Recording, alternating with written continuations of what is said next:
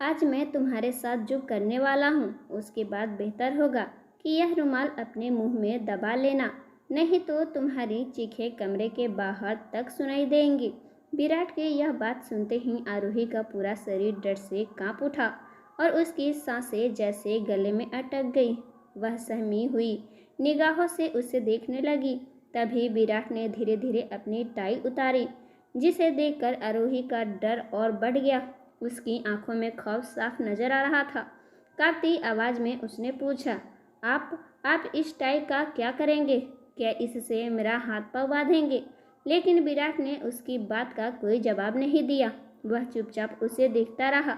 फिर उसने अपनी कमर से बेल्ट उतारी तो आरोही की हालत और खराब हो गई। उसने तुरंत, रात के करीब 11 बजे थे। पूरे पांडे हाउस में शादी की थकान के बाद सन्नाटा पसरा हुआ था। बड़े बड़े झुमरों की रोशनी धीमी कर दी गई थी। नौकर अपने कमरे में जा चुके थे और मेहमान भी विदा हो चुके थे। मगर उस विशाल बंगले के एक कमरे में एक लड़की अपने कांपते दिल के साथ बिस्तर के किनारे बैठी थी। उसके हाथों में अभी भी मेहंदी की हल्की खुशबू बाकी थी। लाल जोड़े का घूंघट उसके चेहरे पर झुका हुआ था। वह लड़की थी आरोही। आज उसकी शादी हुई थी, मगर उसके दिल में ना दुल्हन वाली खुशी थी, ना कोई सपना। बस एक ही अजीब सा डर था। ऐसा डर जो किसी अनजानी जिंदगी के दरवाजे पर खड़े इंसान का होता है। दरवाजा खुला। आरोही का दिल जोर से धड़क उठा। कमरे में विराट दाखिल हुआ। लंबा कद, गोरा चेहरा, आंखों में तेज और चेहरे पर साफ झुंझलाहट। उसने कमरे में आते ही कोट उतारा और बिना आरोही की तरफ देखे सोफे पर फेंक दिया। कुछ पल तक कमरे में सिर्फ घड़ी की टिक टिक सुनाई दे रही थी। फिर अचानक विराट की ठंडी आवाज़ गूंजी, सुनो, मुझे इस शादी में बिल्कुल दिलचस्पी नहीं है। आरोही के हाथ कस गए। तुम सिर्फ नाम की मेरी पत्नी हो। दादाजी की जिद की वजह से यह शादी हुई है। मैं ना तुम्हें पत्नी मानता हूँ, ना मानूंगा। उसकी आवाज़ में इतनी बेरुखी थी कि आरोही का दिल भीतर तक कांप गया। मैं आज रात ही वापस अमेरिका जा रहा हूँ। वहीं मेरा प्यार है और उसी से शादी करूँगा। आरोही चुप रही। उसने धीरे से अपना घूंघट थोड़ा नीचे कर लिया ताकि उसके आंसू दिखाई न दे। विराट फिर बोला, मुझसे किसी तरह की उम्मीद मत रखना। इस घर में रहना है तो चुपचाप रहो। मेरी जिंदगी में दखल देने की कोशिश मत करना। इतना कहकर वह मुड़ा और कमरे से बाहर चला गया। दरवाज़ा बंद हुआ और उसी के साथ आरोही की आंखों से आंसू बह निकले। मगर उसने जोर से रोना भी जरूरी नहीं समझा, क्योंकि उसे लगता था कि जिंदगी उससे पहले ही बहुत कुछ छीन चुकी है। उसके माता पिता बचपन में ही मार्केट जाते वक्त एक्सीडेंट में गुजर गए थे। दादी भी 1 साल पहले दुनिया छोड़ चुकी थी। अब सिर्फ उसके दादा ही उसका सहारा थे और वही उसे इस घर में भेजकर अस्पताल के बिस्तर पे जिंदगी और मौत से लड़ रहे थे। उन्होंने अपनी दोस्ती निभाई और अपने दोस्त के घर में मेरी शादी कर दी, यह सोच करके कि मेरी पोती उस बड़े से महल में जाकर खुशहाल जिंदगी जिएगी। आरोही ने धीरे से अपने हाथों की मेहंदी को देखा। उसके होठ कांपे। शायद यही मेरी किस्मत है। वह बिस्तर पे लेट गई और ना जाने कब रोते रोते सो गई। सुबह नौकरानी की आवाज़ से उसकी आंख खुली। बहू जी उठ जाइए। आरोही ने घबराकर खुद को संभाला। उसने इधर उधर देखा। कमरा खाली था। विराट जा चुका था। उसके दिल में हल्का सा दर्द उठा, मगर फिर उसने खुद को समझा लिया। जिस इंसान ने कभी अपना माना ही नहीं, उसके जाने से दुख कैसा। वह धीरे धीरे उठी और बाथरूम की तरफ चली गई। नीचे पूरा घर अपने कामों में व्यस्त था। पांडे परिवार शहर का सबसे अमीर परिवार माना जाता था। घर में हर सुविधाएं थी। नौकरों की लाइन लगी हुई थी, मगर उस घर की चमक के पीछे रोशनी में ठंडापन भी था। विराट की मां संजना पांडे बहुत घमंडी और हाई फाई औरत थी। उन्हें अपने स्टेटस पर बहुत घमंड था और आरोही जैसे साधारण लड़की उन्हें बिल्कुल पसंद नहीं थी। जब आरोही नीचे आई तो संजना जी ने उसे ऊपर से नीचे तक देखा। उनकी आंखों में अपनापन नहीं था, बस ठंडी नफरत थी। अब यह रोना धोना बंद करो और संभालो खुद को, यह कोई गरीबों का घर नहीं है। आरोही ने चुपचाप सिर झुका लिया। उसी वक्त रणधीर पांडे अंदर आया, सफेद बाल, चेहरे पर रौब मगर आंखों में ममता। उन्होंने आरोही को देखते ही प्यार से कहा, आओ बेटा, खाना खा लो। उनकी आवाज़ सुनते ही आरोही की आंखें भर आई, क्योंकि उस घर में पहली बार किसी ने उसे इंसान समझकर बुलाया था। दिन बीतने लगे। विराट अमेरिका लौट चुका था। घर के बाकी लोग आरोही से दूरी बनाकर रखते। कोई उससे ढंग से बात तक नहीं करता था। धीरे धीरे उसका कमरा भी बदल दिया गया। संजना जी ने साफ कह दिया, विराट का कमरा बंद रहेगा, तुम पीछे वाले कमरे में रहो। आरोही बिना कुछ बोले वहां चली गई। वह समझ चुकी थी कि इस घर में उसे बहू नहीं, बोझ समझा जाता है। मगर रणधीर जी हमेशा उसके साथ खड़े रहते। उन्होंने उसकी पढ़ाई दोबारा शुरू करवाई, उसे कॉलेज भेजा और एक दिन बाजार ले जाकर उसके लिए नए कपड़े भी खरीदे। जब आरोही ने हैरानी से उनकी तरफ देखा तो वह मुस्कुराए, तुम इस घर की बहू हो, किसी पर एहसान नहीं। उस दिन आरोही बहुत रोई थी, क्योंकि इतने दिनों बाद किसी ने उसे सम्मान दिया था। आरोही को बचपन से परिंदों से बहुत प्यार था। उसने एक दिन डरते डरते रणधीर जी से कहा, दादाजी, क्या मैं यहाँ भी चिड़िया पाल सकती हूँ? रणधीर जी हंस पड़े। पूरी छत खाली पड़ी है बेटा, जितने परिंदे चाहिए मंगवा लो। अगले ही दिन छत पे रंग बिरंगे परिंदों से भरे पिंजरे सज गए। अब शाम होते ही आरोही छत पे चली जाती। वह चिड़ियों से बातें करती, उन्हें दाना खिलाती और घंटों उनके साथ बैठती रहती। वहीं उसे थोड़ी शांति मिलती थी। एक शाम वह हंसते हुए एक छोटे तोते को दाना खिला रही थी कि तभी पीछे से आवाज आई, ए लड़की, यहाँ क्या कर रही हो? आरोही बुरी तरह चौंक गई। उसने पलटकर देखा, सामने रजत खड़ा था, विराट का बड़ा भाई। उसकी आंखों में अजीब सी चमक थी। आरोही घबराकर बोली, वो मैं परिंदों को। रजत धीरे धीरे उसके करीब आया, तुम बहुत खूबसूरत हो। आरोही सहम गई। उसने तुरंत दुपट्टा ठीक किया। रजत मुस्कुराया, जब मेरा भाई तुम्हें पत्नी नहीं मानता तो तुम किस बात की शर्म कर रही हो? आरोही का दिल बैठ गया। अगले ही पल रजत ने उसका हाथ पकड़ लिया। आरोही डर से कांप उठी, छोड़िए मेरा हाथ। मगर रजत की पकड़ और मजबूत हो गई। वह उसके करीब झुककर बोला, अगर चाहो तो मैं तुम्हें खुश रख सकता हूँ। यह सुनते ही आरोही के शरीर में जैसे करंट दौड़ गया। उसने पूरी ताकत से अपना हाथ छुड़ाया और रोती हुई नीचे भाग गई। उस रात वह बहुत देर तक कांपती रही। उसे पहली बार एहसास हुआ, पति के बिना औरत कितनी अकेली हो जाती है। अगले दिन खाने की मेज पर रणधीर जी ने उसे सबके साथ बैठाया। आरोही डरते हुए कुर्सी पर बैठी। सामने रजत बैठा था। उसकी नजरें बेहया से उसी पर टिकी थी। आरोही ने सिर झुका लिया। तभी उसे महसूस हुआ किसी ने नीचे से उसका पैर छुआ है। वह कांप गई। रजत अपने पैर से उसका पैर दबा रहा था। आरोही की आंखों में आंसू आ गए, मगर वह कुछ कह न सकी। डर उसके गले में अटक चुका था।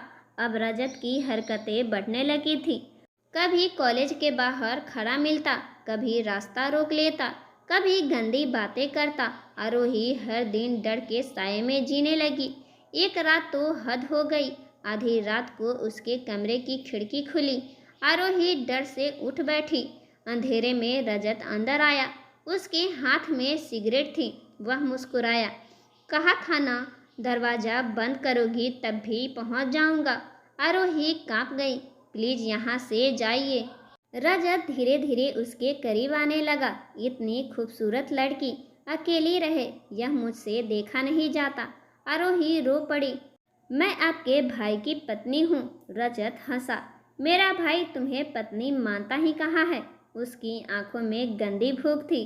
आरोही का डर अब चीख बन चुका था। वह जोर से चिल्लाई, बचाओ। रजत घबरा गया और तुरंत खिड़की से बाहर कूदकर भाग गया। कुछ ही देर में घर वाले इकट्ठा हो गए, मगर आरोही सच बताने की हिम्मत न जुटा सकी, क्योंकि उसे पता था इस घर में उसकी बात पर कोई भरोसा नहीं करेगा।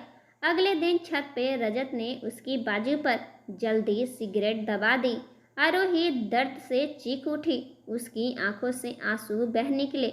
रजत फुसफुसाया, अगर किसी को बताया ना तो पूरा शरीर ऐसे निशानों से भर दूंगा। उस दिन के बाद आरोही की जिंदगी डर का दूसरा नाम बन गई। वह हर वक्त फुल कपड़े पहनती, हर आवाज़ पर सहम जाती और हर रात रोते रोते सोती। उसे लगता था अब उसकी ज़िंदगी कभी नहीं बदलेगी।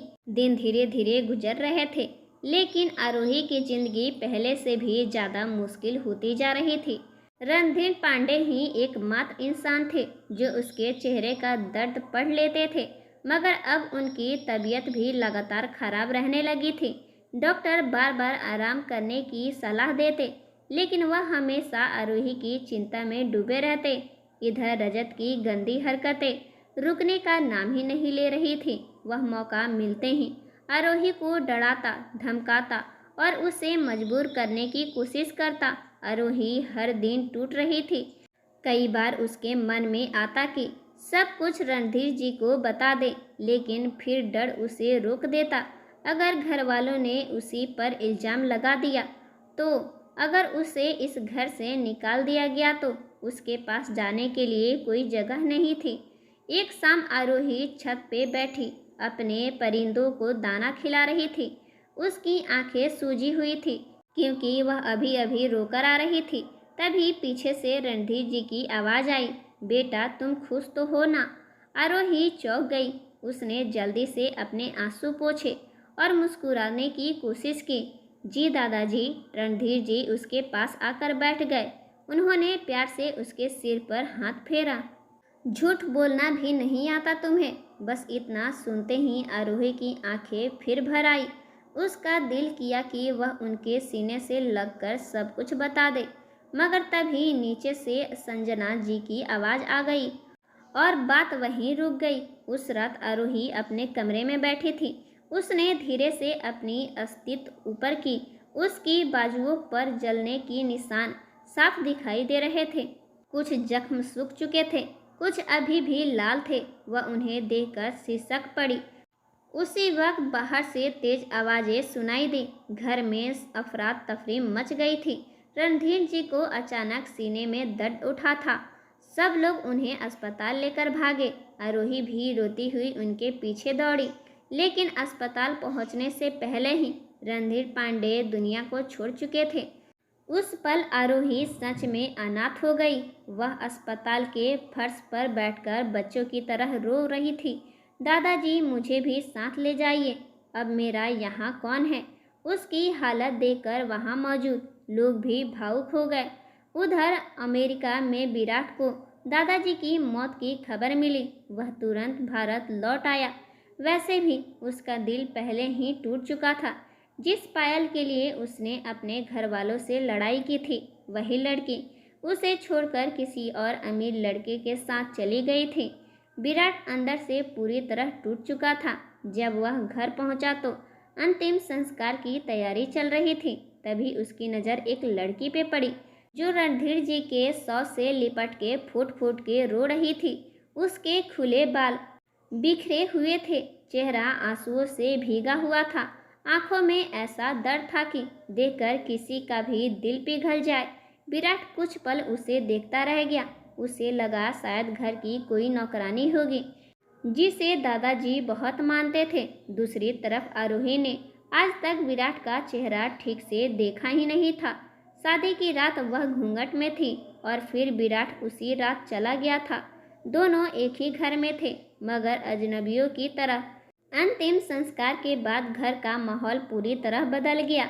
रणधीर जी के रहते हुए जो लोग आरोही से डरते थे, अब खुलकर उसे नीचा दिखाने लगे।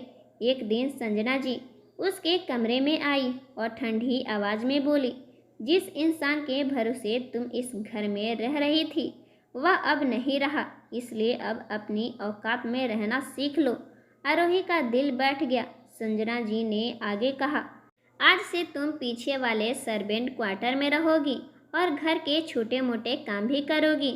आरोही की आंखों से आंसू बह निकले। मैंने क्या गलती की है? संजना जी तमतमा गई। गलती? सबसे बड़ी गलती तो तुम्हारी इस घर में आना था। आरोही चुप हो गई। उसके पास ना लड़ने की ताकत थी, ना कहीं जाने की जगह। वह चुपचाप अपने कुछ कपड़े और किताबें उठाकर पीछे बने छोटे से सर्वेंट क्वार्टर में चली गई। कमरा बहुत छोटा था। एक पुरानी चारपाई, टूटी अलमारी और कोने में रखी एक बाल्टी। आरोही चारपाई पर बैठी और फूट फूट के रो पड़ी। उस रात उसने खाना भी नहीं खाया। अगले दिन से उसकी नई जिंदगी शुरू हो गई थी। सुबह जल्दी उठो, झाड़ू लगाओ, किचन में मदद करो, सबके लिए चाय बनाओ और पूरे दिन ताने सुनो। विराट यह सब देखता जरूर था, मगर उसे सच नहीं पता था। वह अब भी यही समझता था कि आरोही घर की कोई नौकरानी है। एक दिन उसने अपनी माँ से पूछा, माँ वो लड़की कौन है? संजना जी ने जानबूझकर कहा, घर में काम करती है। और वो लड़की जिससे मेरी शादी हुई थी? संजना जी ने झूठ बोल दिया। वो तो तुम्हारे जाने के कुछ दिन बाद ही किसी लड़के के साथ भाग गई। विराट ने ज़्यादा ध्यान नहीं दिया। उसे लगा अच्छा ही हुआ, लेकिन ना जाने क्यों उसका ध्यान बार बार उसी मासूम लड़की पर जाने लगा जो पूरे घर में चुपचाप काम करती रहती थी। एक सुबह विराट जॉगिंग के लिए निकला तो उसने देखा कि वही लड़की गेट के पास खड़ी चौकीदार से कुछ पूछ रही है। बाबा मेरे कॉलेज जाने वाली बस कौन सी है? उसकी आवाज़ में मासूमियत थी। चौकीदार परेशान होकर बोला, बेटा मुझे क्या पता। तभी विराट वहाँ आ गया। उसे सहजता से कहा, आप इसे मेन रोड तक छोड़ आइए। आरोही ने पहली बार उसे ध्यान से देखा। लंबा कद, तेज आंखें और चेहरे पर अजीब सा रौब। उसे लगा शायद घर का कोई बड़ा मेहमान है। वह चुपचाप बस में बैठकर कॉलेज चली गई, लेकिन वापसी में रास्ता भूल गई। बारिश शुरू हो चुकी थी। कुछ ही देर में वह पूरी तरह भीग गई। डर के मारे उसकी आंखों से आंसू निकल आए। उसी वक्त एक कार उसके सामने आकर रुकी। शीशा नीचे हुआ। अंदर विराट बैठा था। बैठ जाओ, मैं भी घर जा रहा हूँ। आरोही घबरा गई। नहीं, मैं चली जाऊंगी। विराट ने हल्की झुझलाहट से कहा, बारिश में पूरी रात खड़ी रहोगी क्या? मजबूरी में आरोही पीछे बैठ गई। पूरी रास्ते वह चुप रही। घर पहुंचते ही संजना जी भड़क उठी। कहाँ मर गई थी? फिर उन्होंने देखा कि विराट उसे लेकर आया है। उसका चेहरा बदल गया। तुम अंदर जाओ विराट। जैसे ही वह अंदर गया, संजना जी ने आरोही का कान जोर से मरोड़ दिया। बहुत उड़ने लगी हो। आरोही दर्द से तड़प उठी, मगर चुप रही। उस रात पहली बार विराट को लगा कि उस लड़की के साथ कुछ ठीक नहीं हो रहा। कुछ न कुछ गड़बड़ जरूर है। विराट ने सच्चाई पता लगाना शुरू कर दिया और असली तूफान अभी बाकी था। एक दिन आरोही किचन में काम कर रही थी। तभी रजत उसका हाथ पकड़ लिया। आरोही चिल्लाई, मुझे छोड़िए, दर्द हो रहा है। तभी अचानक विराट वहां आ गया। शोर सुनकर संजना जी भी वहां पहुंची। संजना जी चीखी, विराट! लेकिन विराट नहीं रुका। उसने रजत की कॉलर पकड़ ली और गुस्से में बोला, मेरी पत्नी को छूने की हिम्मत कैसे हुई तुम्हारी? रजत डर गया। उसकी आवाज़ कांपने लगी। भाई, मैंने कुछ नहीं किया। विराट ने उसे जोर से धक्का दिया। अगर दोबारा आरोही के तरफ आंख उठाकर भी देखा ना, तो मुझसे बुरा कोई नहीं होगा। पूरा घर खामोश था। विराट ने कहा, मुझे एक एक सच्चाई का पता चल गया है। अब मुझसे कोई भी बात छुपाने की कोशिश भी नहीं करे, वरना मुझसे बुरा कोई नहीं होगा। पहली बार किसी ने आरोही के लिए आवाज़ उठाई थी। आरोही सीढ़ियों के पास खड़ी यह सब देख रही थी। उसकी आंखों में आंसू थे।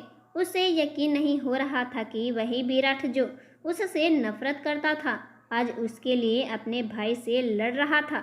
उस रात आरोही कमरे में चुपचाप बैठी थी। तभी विराट अंदर आया। उसने बिना कुछ कहे टेबल पे दवा रखी और धीरे से बोला, हाथ पर लगा लेना, जल्दी ठीक हो जाएगा। आरोही हैरान से उसे देखने लगी। विराट कुछ पल चुप रहा, फिर बोला, मुझे माफ़ कर दो। मैंने कभी तुम्हें समझने की कोशिश ही नहीं की। मेरी वजह से तुम्हें बहुत तकलीफ सहनी पड़ी है। तुम पर इतना पहाड़ टूटता देख दादाजी के आत्मा को कभी शांति नहीं मिलेगी, इसलिए मैं चाहता हूँ तुम खुश रहो। यह सुनते ही आरोही की आंखें भर आईं। धीरे धीरे दोनों के बीच दूरियां कम होने लगी। ऑफिस जाते वक्त उसे कॉलेज छोड़ देता। रात को दोनों साथ में बैठकर बातें करते। आरोही को अब उसका साथ अच्छा लगने लगा था। एक रात विराट ऑफिस से काफ़ी लेट लौटा। आरोही कमरे में उसका इंतजार कर रही थी। जैसे ही वह अंदर आया, आरोही जल्दी से उसके पास गई और बोली, आपने खाना खाया? विराट मुस्कुराया। इतनी चिंता करती हो मेरी? आरोही शर्माकर बोली, अगर मैं चिंता नहीं करूंगी तो कौन करेगा? विराट कुछ सेकंड तक बस उसे देखता रहा, फिर धीरे से उसका हाथ पकड़ा, अपने पास बैठा लिया। आरोही का दिल तेजी से धड़कने लगा। विराट ने उसके चेहरे से बाल हटाते हुए कहा, तुम्हें पता है, जब तुम मेरे सामने होती हो ना तो मेरी सारी टेंशन खत्म हो जाती है। आरोही हल्का सा मुस्कुराई। उसकी नज़रें नीचे झुक गई। विराट धीरे से बोला, एक बात पूछूं, क्या अब भी मुझसे डर लगता है? आरोही ने उसकी आंखों में देखा और धीरे से सिर हिला दिया। नहीं। यह सुनते ही विराट के चेहरे पर मुस्कान आ गई। उसने धीरे से आरोही का हाथ अपने होठों से लगा लिया। आरोही की सांसें तेज हो गई। उसका चेहरा लाल पड़ चुका था। उस रात दोनों काफ़ी देर तक एक दूसरे के पास बैठे रहे। कमरे में सिर्फ उनकी धीमी बातें और धड़कनों की आवाज़ थी और उस रात दोनों एक हो चुके थे। धीरे धीरे विराट का प्यार आरोही के लिए और गहरा होता जा रहा था। अब वह छोटी छोटी बातों में उसका ख्याल रखता। अगर आरोही खाना छोड़ देती तो वह खुद उसे अपने हाथों से खिलाता। एक दिन आरोही किचन में काम कर रही थी। उसने साड़ी पहन रखी थी और उसके खुले बाल बार बार उसके चेहरे पर आ रहे थे। तभी विराट पीछे से आया और धीरे से उसकी कमर पकड़ ली। आरोही बुरी तरह चौंक गई। विराट उसके कान के पास झुककर बोला, इतना डरती क्यों हो? आरोही की सांसें अटक गई। वह कुछ बोल नहीं पाई। विराट ने धीरे से उसके बाल हटाए और उसके गर्दन पे हल्का सा किस कर दिया। अब तो संजना जी भी अब आरोही को कुछ बोल नहीं पाती थी, क्योंकि उनका बेटा अपनी बीवी के साथ खड़ा रहता था। एक दिन संजना ने विराट से कहा, मैं माँ बनने वाली हूँ। यह सुनते ही विराट का चेहरा खिल उठा। अब विराट उसका और ज़्यादा ख्याल रखने लगा और ऑफिस जाना कम कर दिया। कुछ समय बाद आरोही ने एक बेटे को जन्म दिया। संजना जी अभी भी आरोही को अपना नहीं पाई थी और ना ही अपनाना चाहती थी। इसलिए गुस्से में आकर एक दिन विराट ने फैसला ले लिया कि मैं अपनी बीवी और बच्चों के लेके अमेरिका चला जाऊंगा और संजना जी कुछ कर नहीं पाई। कुछ समय बाद विराट आरोही और अपने बेटे को लेकर अमेरिका चला गया। वहाँ दोनों ने नई जिंदगी शुरू की। अब उनका हर दिन प्यार, मस्ती और खुशियों से भरा होता। विराट आज भी रोज ऑफिस जाने से पहले आरोही को किस किए बिना नहीं जाता है और रात को उसके बिना सो नहीं पाता था। जिस लड़की ने उस घर में डरते हुए कदम रखा था, आज वही लड़की अपने पति के प्यार में पूरी तरह खो चुकी थी। तो दोस्तों, कैसी लगी आपको यह कहानी? कमेंट करके ज़रूर बताइएगा। वीडियो पसंद आए हो तो लाइक और ऐसे ही दिलचस्प कहानियों के लिए हमारे चैनल को सब्सक्राइब जरूर कीजिएगा। धन्यवाद।